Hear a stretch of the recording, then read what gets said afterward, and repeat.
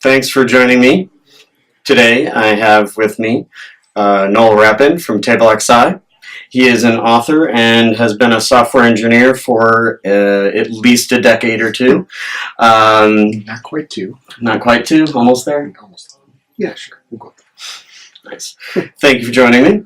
I'm glad to be here, Brian. I tweeted on the internet who would like to join me for my first meeting, and he was the lucky one to say, I'd like to. So that's great. So the topic we're going to talk about today is the importance of quality in software development. This is actually a topic you have a lot of experience in. You've written at least 2 books on this topic, is that right? Well, on software quality? Mm-hmm. Well, I have a book on running projects called Trust-Driven Development, which I self-published. And I've written a lot of books on testing, or a couple books on testing and using test-driven development to drive quality. I have Rails 4 test prescriptions, which is out right now from Pragmatic. Cool. Yeah, that's a pretty popular one too, right? I hope so. It's nice of you to say. So let's talk about quality now. Do you have any kind of examples of where the software quality really makes an important mark in the project, or makes it more predictable, or any? Yeah, quality becomes an advantage over the long term. In the short term, and one of the tricky things about dealing with software quality is that a lot of the things that go into making quality software feel like nitpicking right up to the point where you're buried neck deep in bad software. And it's almost hard to overcome that initial, hey, this feels like overkill on this project that we're only 3 weeks into. But the kinds of things that you do, the sort of testing, the sort of object design, the sort of separation of concerns that you do that give you quality, and in this case quality, the definition of quality is like the ability to change your code over time. And to have bug-free code, which is in some ways the same thing. The things that you do to give you software quality pay off as an advantage in the long term. In the short term, and you can differ on exactly where the short term turns into the long term. But if you're just really, really fighting to get something out, you don't necessarily see the advantage. It's really easy to see the disadvantage early on, and it's really hard to see the advantage. Over time, the visibility of the advantage of, somebody comes in and something has changed dramatically in your requirements, and you go, oh, we allowed for the possibility that this might change, and we can do this easily, versus getting in deeper and deeper in the quicksand and having it be harder and harder to change the project without breaking, with confidence, and that slows you down over time. So. Yeah, that makes sense. So let's say that there's plentiful startups in Chicago that are currently looking for their CTO, right? That's a very common conversation that I have, for sure. So as far as things go, what do you think it's important that CTO does for his CEO in order to ensure quality? Oh, to make that visible to the non-technical, maybe somebody who can't go into the code and evaluate it independently. One of the things the CTO can do, there are a couple things.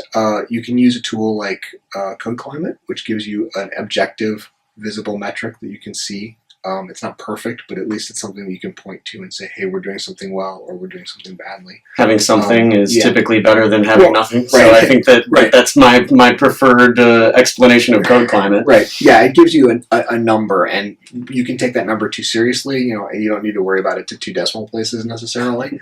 But at least it gives you the sense of, hey, here's this objective tool that tries to codify all the things that we do to make quality code, and it says that we're doing it.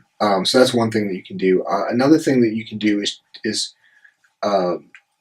put in the kinds of structure and process that will enable long-term quality. So that's things like test suites and continuous integration and continuous deployment and metric monitoring built right in at the beginning, and make the CEO aware of the long-term goals of that. In a startup, it's very, very hard to see the long-term goal. You just want to get to market, and I understand that. But there are things that you can do to set up that don't really cost you that much time early on and will save you a ton of pain later on. Like if you make it easy to grab metrics from your program from the beginning, then when something goes wrong, you have a place to look. And that's a huge time savings for not a whole lot of time cost. Mm-hmm. Yeah, that's a great explanation. So do you have any particular kind of recovery project stories that kind of come up in this vein, or any scenarios that you've seen kind of a change, a fairly dramatic change in a code base that maybe happened over time? Yeah, when you take on a recovery project, your goals are a little bit different. Your goal is to respect what's been done already, because most of the time this is working, running production code, and you don't necessarily have an understanding of what pressures the people who wrote that code were under. It's really easy to just sort of shake your fist and call them idiots, and it's satisfying for a while, but it doesn't really get you anywhere. What you want to do is you need to not make willy-nilly changes to the code that's already in production in the name of quality immediately. That's not effective, first of all, and secondly, if you don't... It could send a bad message. Yeah. Like in the visibility realm, that would be the... right. And sometimes it's not politically expedient to make your opinion on the previous coder's intelligence level known. Sometimes making your opinion expedient is how you get the job. Making that opinion known is how you get the job. We have weaponized code climate on a recovery project that was being pitched to us to show that the previous developers were not using best practices with a nice clean number. But then you have to bring that up once you get the project. But then the goal is to best integrate the creation of new code in a way that doesn't disturb the existing code, and then allows you to have a platform to sort of gradually increase the quality of the project. So you get into a rhythm where you try to do sort of the Boy Scout campfire rule, like every time you touch the code base, you leave it a little bit better than you started. You set up structures where you can write new code without touching the existing code. So you have this sort of setup of, here's the new code that we're doing the right way, here's the old code that previously existed, and try to have as little interaction between them as possible. And then if you don't have tests, you can add very high level acceptance tests with a tool like Cucumber or something, depending on what technology you're using, but some sort of Selenium acceptance test that is not dependent on the internal structure of the code, and will at least give you some kind of warning if you make a mistake, you change the behavior of what's going on. Yeah, and that's kind of tool where it would be pointing at the front end of the actual website and testing that things are actually... It's simulating a user interaction rather than actually interacting with internal parts of the code, which means that you can do that kind of test even if the internal code is a mess. One thing that I really like that you said is that when you start hating on the previous people that wrote this spaghetti bowl, when you kind of do that, it's kind of not very nice, and it's kind of nice to go back and say, okay, let's not start with haterade on their code. Let's go ahead and they were probably not disingenuous when they were writing it. They really meant to be doing what they... Right, and they may have had they may have had constraints that you don't know about. They may have had time constraints. They may have had budget constraints. It may have been just one person. And eventually, I'm going to leave the project, and somebody else is going to look at the things that I've done, and I would want them to be as charitable towards my contributions to a project. Once I roll off, I think it's better. It's a more healthy way to approach a recovery project, to approach it from these people did the best that they could under the constraints they were under. I have a different set of constraints. I can try other things, rather than, those morons. Not a good way. I don't like that. Yeah, agreed. That's awesome.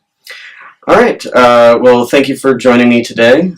This has been a video for meetadvisors.com. The name of this particular one is called Under Budget, exploring software and all the things in and around it.